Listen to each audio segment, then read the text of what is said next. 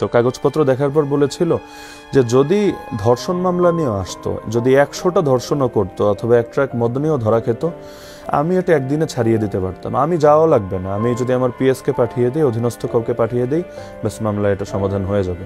কিন্তু যে মামলা নিয়ে এসেছেন আমরা কিছুতেই এই মামলা নিয়ে দাঁড়াতে পারবো না, এটা নিয়ে দাঁড়ালে আমার দলীয়ভাবে ঝামেলা হবে।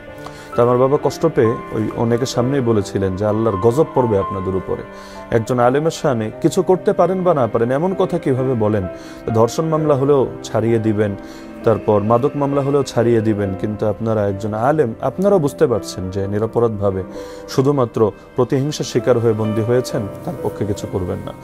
তো আমাদেরকে ওই অনশন করতে হয়েছিল সেদিন যে আমরা ঈদের দিনও কোনো কিছু খাবো না, যদি না আমাদেরকে ঈদের নামাজ একসাথে পড়তে দেন, সবাইকে দেখা সাক্ষাৎ করতে দেন। অবশেষে দীর্ঘ আন্দোলনের পর তারা আমাদেরকে এতটুকু অনুমতি দিয়েছে। এরপর একাধিকবার অনশন করতে হয়েছে। কারাগারে যেহেতু অন্য কোনো আন্দোলনের সুযোগ নেই, মিছিল মিটিং সভা সমাবেশ কিছুই চলে না, আমাদের আন্দোলন বা দাবি আদায়ের একমাত্র মাধ্যমে ছিল অনশন। এবং এই অনশনগুলোতেও তারা খুঁজতো যে কেউ লিড দিচ্ছে কিনা, যদি কোনোভাবে লিডারকে শনাক্ত করতে পারতো অনেক নির্যাতন করতো। যেমন আমাদের এক কেস পার্টনার মাওলানা মাহমুদ গুনবী, একবার তারা সন্দেহ করলো যে সে মনে হয় অনশনে লিড দিচ্ছে, তো তাকে এত নির্যাতন করেছে, মারতে মারতে তার পাগুলো ফেটে পা থেকে রক্ত বের হচ্ছিল। একজন আলেম হওয়ার পরও কারাগারের ভেতর এভাবে তাকে নির্যাতন করেছে। তো আমরা চেষ্টা করতাম যে কোনো অনশন হলেও যাতে লিডার তারা শনাক্ত করতে না পারে। তো পরবর্তীতে দীর্ঘ আন্দোলনের পর একসময় এতটুকু অনুমতি আমাদেরকে দিয়েছে। কি টাইপের অনশন সেখানে করতেন? অনশন যেহেতু 3 বেলা খাবার সেখানে আসতো, তো আমরা অনশন করতাম যে আমরা কোনো খাবার এখান থেকে গ্রহণ করব না এবং এভাবেই আমরা পড়ে থাকবো, এতে যদি আমরা লাশ হয়ে যাই লাশ হব। বাহিরেও তো যোগাযোগের কোনো সুযোগ ছিল না।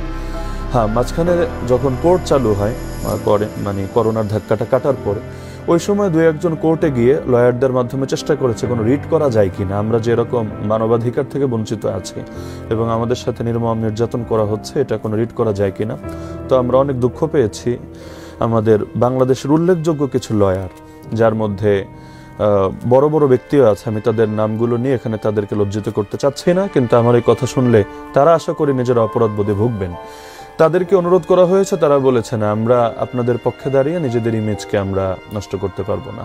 তো আমাদের আসলে এটা করার সুযোগ ছিল না। হ্যাঁ, মাঝখানে একবার খবর কিভাবে যেন বাইরে লিক হয়েছে, কিছু বিক্ষিপ্ত সংবাদপত্রের মধ্যে খবরটা এসেছিল।